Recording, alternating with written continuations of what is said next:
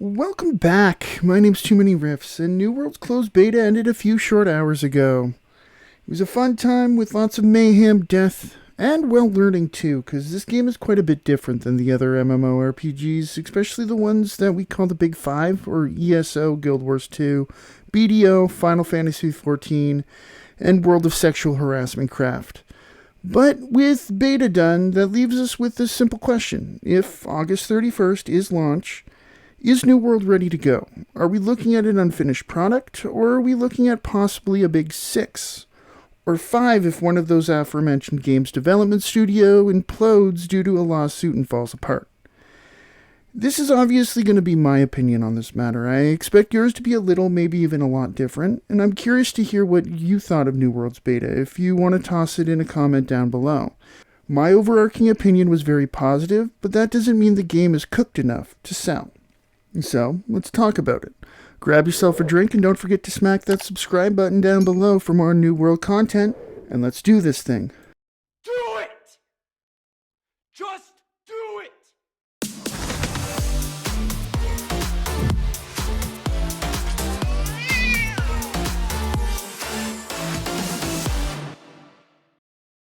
So, first, how far did I play in the beta? I was a tick under level 24 when I stopped. The body was willing to go to at least 25, if not 30, but I honestly felt that the amount I played of New World's beta, I had seen enough to know about the game and if I liked it or not. I wasn't interested in spoiling more of the game, even if it would be only an hour or two more. Frankly, I didn't want this to be like Swords of Legends Online. Its 2 beta weeks, I played a combined around 50 hours, and before launch I had made something close to like 20 videos on solo. I enjoyed the game a ton, and I still do, but I had gotten to the point of burnout before the game ever launched. And with New World, obviously I wanted to learn from that. So I spent a total of about 26 hours playing New World, saw what I felt I needed, and stopped. In those hours I played, I saw a game with a ton of charm, but also a game that doesn't always act on that charm. A game that totally rocks in some aspects, but in some others, like enemy diversity, it totally sucks. The gameplay loop of go to town, grab all the quests on the town board and the faction rep, complete and return, is a fairly standard way to do things, though it's even simpler than via quest NPCs with no dialogue. And although there are proper quest NPCs, I feel the game needs to make those more of a focus, and to have more of them, way more. It's not that the town board quests aren't fun, it's just that there's no lore or story to them. I like them enough, but I like the quests from an NPC more. I wish there were, let's say, double the amount of NPCs offering quests, just because they do need to be more of a focus. Next, let's talk about combat and progression. As a whole, it's totally in a fine spot, and I'm not going to complain a ton here. I enjoy all forms of progression in New World, from the weapon leveling, to character levels, to gearing, to even life skills. I enjoy all of them. And they properly feel rewarding, which is kind of the main thing here. But obviously balancing is going to be a big thing. Personally, I felt for ranged a musket was mandatory, as all other forms of ranged damage felt weaker. And especially the Ice Gauntlet's main attack felt like it was a pea shooter. It felt very, very weak to use. I like crafting ammo, although I wish the rewards from your faction weren't ammo that was literally the same as the stuff you can make. I wish those bullets were more of a reward and not just a way to throw away faction currency if you're close to the cap. The world itself feels massive, though that's partially due to the fast travel system and the lack of a mount.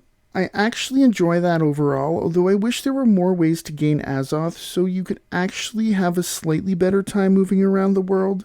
A lot of quests bring you to areas you've already been before, so it'd be nice to get back a tiny bit faster the second, third, fifth, 10th time. I also wish there were more hidden areas to explore, places off the map that might be filled with an underground town or something to stumble across that isn't a direct place you'd be sent to for a quest. One of the better parts of exploring everything on foot is the extra time you'd spend in every area, so more hidden places, more secrets to uncover, those would really be nice. I personally barely touch the PvP, so I'm not the best person to talk about it here, but I will say that I support the scaling system this game has, and needs to be kept as is. Anyone who complains about it is looking to remove any skill this game has for its PvP system, and that would obviously hurt the game more than it would help. If you're level 20 and die to a level 10, get good, quit whining, or turn off PvP like me and go the hippie route. Shut up, you friggin' hippies. Crafting and life skills in general are probably one of the game's strongest suits. After my stream a few days ago, a friend goaded me into actually trying fishing after I spent like 6 months making fun of him for his love of fishing in every MMO. So I tried it, and I will fully agree with him. New World has one of the best fishing systems ever in an MMO, which feels like a weird thing to praise a game on for me, but it's one of the smaller things I didn't expect to enjoy that ended up as a total positive. But that's more something I could say about crafting as a whole in New World. It's something I don't normally do in games, but I found myself totally enjoying crafting, and spending tons of hours running off to different zones in an epic quest to find a place where strawberries naturally spawn and are part of a farm somewhere. It was fun, and it led to a ton of extra exploration than I would normally do in a beta. The servers themselves need a lot more work. I played in one of the medium population servers as I wasn't interested in a queue, and I still got, especially in the first few days of the beta, lots of lag issues and overall stability problems during my playtime.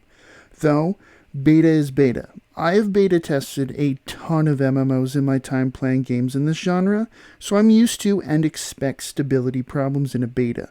Hopefully though, they can improve this for launch. So overall, I guess I would say here, New World needs more work, yes, clearly. MMOs aren't ever a finished product at launch. There's a ton of balance, optimizations, server lag issues, and other tweaks this game needs to fully shine.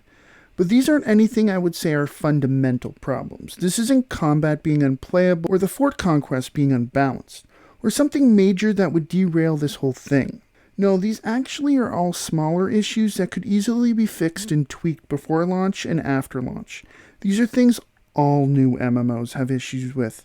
Yes, the game needs more content, but name a new MMO that doesn't. In my personal opinion, I see New World as a bagel. It's fully cooked and ready to eat, though it does need some of that cream cheese to make it fully finished. I'm sure it'll get there, and I'm excited to see its launch and how high the player base count can hit on Steam. It hit 200,000 during the beta.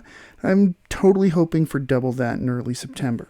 But those are my thoughts on the beta. I'm curious to hear your feelings about New World and how much you enjoyed your time in the beta. Are you excited for launch? I am, as I booked launch week off so I can go fully nuts, leveling to my heart's content. But that's all for this video. My name is Too Many Refs, and if you've enjoyed this, don't forget to drop a like and subscribe for more New World content. It helps my channel out a ton. As always, thank you very much for watching, and I hope you have yourself an outstanding day.